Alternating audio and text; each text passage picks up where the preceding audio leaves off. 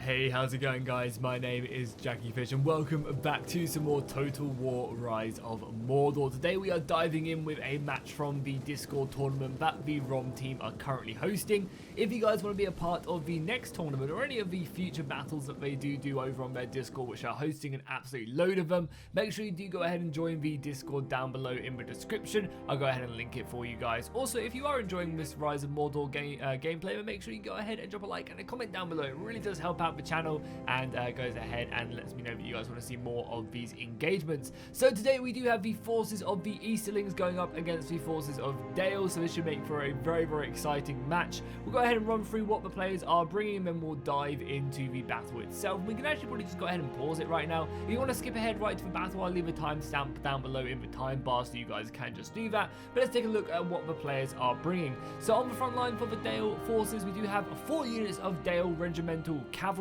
These guys are pretty standard horse, they're very decent, they can get stuck in, and they do a decent amount of damage on the charge, so a nice little force indeed. Supporting them, we do have a couple units of these Lake Town Guard. This is a very fast moving spear unit. This is the Dale Shock Infantry, which is generally one of the weaker shock infantry. However, these guys are very fast, and that's kind of what makes up for their lack of combat capability. They can get to these cavalry fights a lot faster than, say, many of the other factions. Then as you go across, we do have a unit of the Vineland Guard, sorry, too much Vinland Saga. The Vineland Guard, these guys are super elite and probably one of the scariest parts of the entire Dale roster.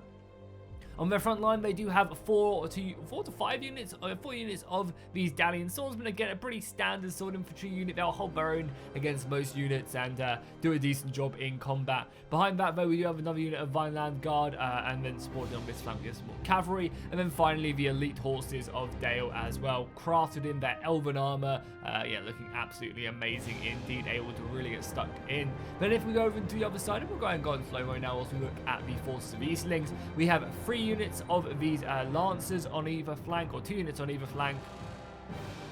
And we also have a unit of Bane of the Steppe as well, which is all the way over there. This is obviously the general unit for the Eastlings, a very heavy melee cavalry. They get stuck in and they just stay in combat and do some serious work. We have 2 units of the Bowmen on the front lines, again looking absolutely amazing. I love the kind of like samurai-esque banners on their back as well. I think it looks so goddamn cool.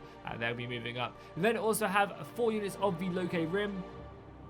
Again, one of the better, sturdier frontline infantrymen. We also have a unit of halberds back here as well. I love the halberds themselves, absolutely amazing. So 2 units of those, supported by another unit of bowmen back here, more Loke Rim. And we also finally have a couple units of these warlords of Rune as well. A very deadly unit, one of the better shock infantryman units in the game itself. So let's go on normal speed and see how this battle is about to turn out. It does seem like the Eastlings are pushing forward their cavalry very aggressively, looking to get in the face of the enemy. And they are going up against quite a big cavalry disadvantage. Dale has 6 units of horses, which is going to be a pretty scary to deal with. In Rise of Mordor, cavalry is king. It does do a very large amount of damage if you can get rear charges in. But the Eastlings themselves do have the halberds to protect themselves and also have 4 units of archers. So they're going to have to use these archers very effectively to kind of pepper down on Dale. And it's kind of surprising. I would assume the Eastlings brought this many archers, assuming Dale would be bringing archers. Dale is an archer faction after all. Unfortunately, though, that is not the case. And if Dale can just get their infantry stuck in, they're going to do a very clean, like basically a cleanup job against the Eastlings. Like, I think if they just don't overcommit their cavalry, play relatively safe with their or conservative with their cavalry, I don't think there's much the Eastlings can do. You know, because these 4 archers, they'll do some decent damage, but I think they're going to really struggle overall against just the sheer amount of infantry, because as you can see, this line is very thin now. The Eastlings do a pretty good job, though. They're going to go ahead and stick their halberds onto a flank. That's going to give them a bit more protection and also give them the capability of fending off cavalry if they charge in against them. And now you can start to see the cavalry making its move, throwing itself over to this right flank. Again, using this whip is going to be very important. Again, just trying to close the distance against the Loke Rim, as we have more of the Dalian swordsmen pushing through the forest itself, using that to their advantage, which is a pretty good idea. Obviously, going up against so many missiles, having your good units in the forest will give them that little bit of extra protection. And as you can see, the archer fight is already coming off now, and this is going to have to be a very, very important volley, trying to take down as many of these cavalry regiments as they can before they can come clashing in is going to be super, super important. And we already have an engagement over on this other side as well, going slow-mo so we don't miss it. Does seem like the Lancers have clashed in against the Dalian General. I mean, obviously the Dale General, you can see how much more effective he was. He's already killed 13 units of these horses already, which is really impressive on that charge. However, he has to be careful because there's a lot more missiles, and obviously these spears can also reinforce here. Rest of the Dale Regimental Cavalry are going to come around as well and probably just try and smash off some more of his horse, which is not a bad idea. We also have cavalry charges going down the entire line itself. This cavalry going to come flying into the front line. Oh no, actually stopping just before? What the hell? What the hell was that? I think they were mainly focusing down on getting these charges off. Maybe that was just a bait and switch in the central line. I'm really sure what these guys were doing. Now they are rotating after being countercharged, losing 5 men there. However, we do have exactly what I was going to say was going to be pretty scary for the forces of Dale, is this unit of Loke Rim halberds getting stuck into this battle. These guys will decimate the cavalry, but already an explosive battle on the flanks is more of the Vineland Guard thrown in. And as I said, these guys are such a scary unit. When they do get committed to the battle, they can really just do so much damage to pretty much anything they go up against, and getting them stuck into this cavalry fight is going to be pretty scary. And as you can already see, the cavalry has made it all the way around, and they can just go in and just start hitting these archers if they want to. They can start going into the infantry, and this is looking pretty shaky for the Easterlings. These halberds are going to have to work with double time. The Loke Rim in the center, though, fighting off against the Dale Regimental Swordsmen, really trying to put up a very, very scary fight, but obviously they're going to be getting hammered in the back momentarily. I think the shock infantry as well is going to get a pounding as this cavalry goes after them. This is a perfect unit to be trying to focus down, because if you do smash into them, you're going to take a lot of damage from their unit, and obviously this unit is so valuable. If you form wedge though, this will give them some extra charge bonus, but obviously this cavalry charge should decimate them, honestly, and this is never what you want to see. You never want cavalry charging into your shock infantry, because that's just going to kill so many of them. Already down to 118, I'm sure they're going to lose a ton more. The archers are just running over here to try and pin them down, but yeah, this is looking very, very scary. The cavalry advantage of that the men of Dale have is really starting to rack up, and even with the halberds being committed and a nice play here, they're just not getting enough kills. The archer's going to move around the flank here and probably start firing in to the unit itself. And how many, that shock infantry just got pounded, my god. Ideally, you want to try and get this shock infantry just into the battle at this point. The rest of the cavalry fight as well, the cavalry for the Eastlings are struggling to no end. Like, I'm not going to lie, even with the halberd support, they are losing these engagements.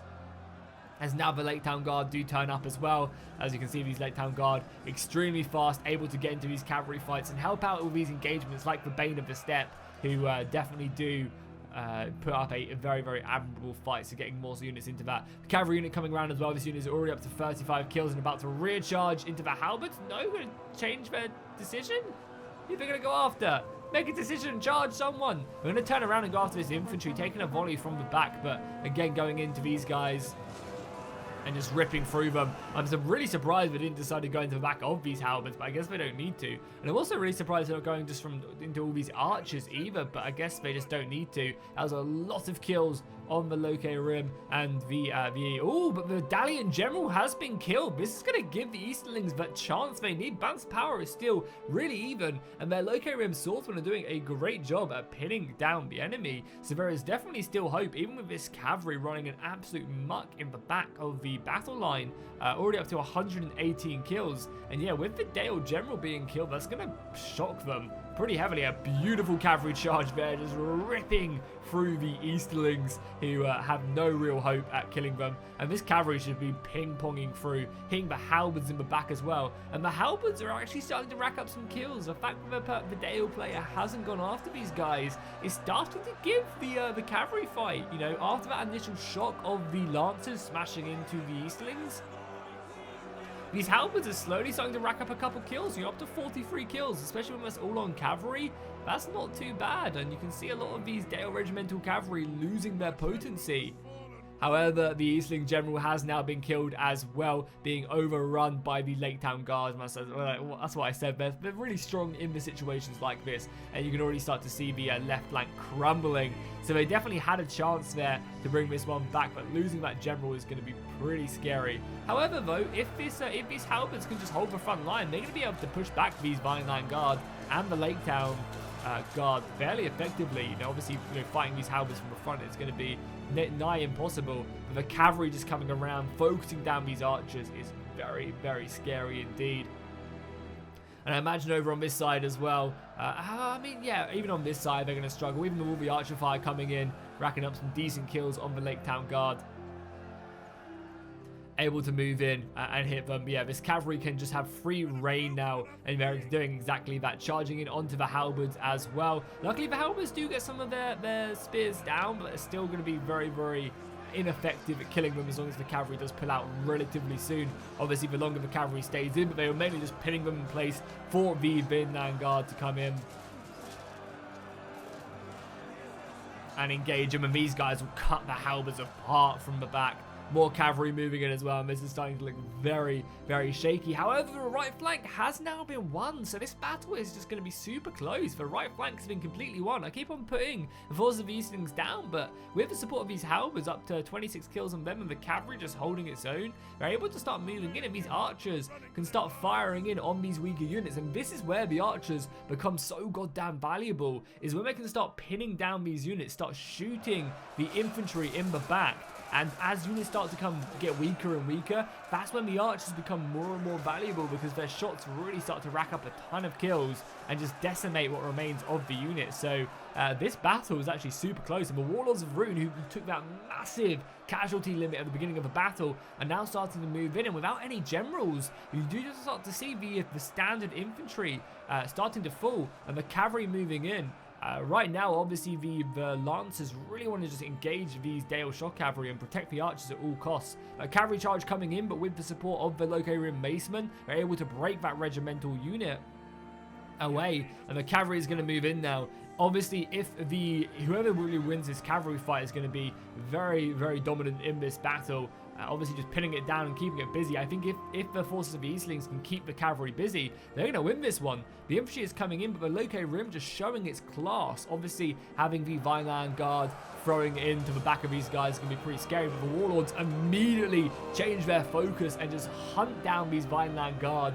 The Warlords are the sole unit you want to be fighting them, just because obviously this is one of the best shock in the game, going up against one of the best infantry in the game. So obviously you're going to be wanting your best units, and look at that, a nice victory there on the cavalry front. However, there is 2 more units left for them to deal with, and this regimental cavalry is holding firm. However, the Lancers are immediately going to move over here, and yeah, their best job is to try and pin these guys down, because I think if the battle continues on, the forces of Dale are just going to lose, just with the sheer lack of their quality of infantry compared to the Eastlings. Obviously, as I said at the beginning of the replay, Dale are very much more of an archer-focused faction, and obviously the player has not brought any, trying to take their opponent off guard, which I think has been really effective.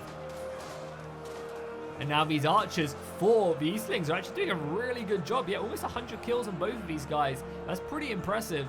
And obviously the Lake Down Guard will be an issue. Obviously the Vineland Guard are going to be a bit of an issue, but even still, their morale starting to drop because they are receiving pretty heavy casualties. And yeah, look at that. The Dale Regimental Cavalry is close to breaking, fighting 2 units up against its 1. More reinforcements turning up, and the Eastlings are going to take this as a victory, which is super impressive.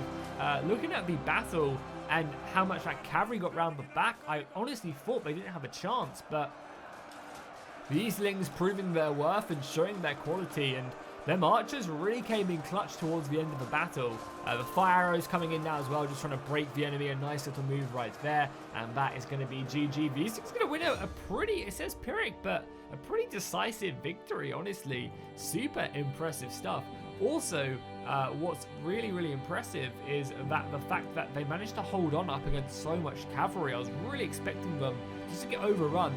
And I guess ideally the forces of Dale should have gone for the front line instead of charging into the flanks and stuff. They should have utilized their cavalry just to go flying into the back of the actual infantry fighting in that center.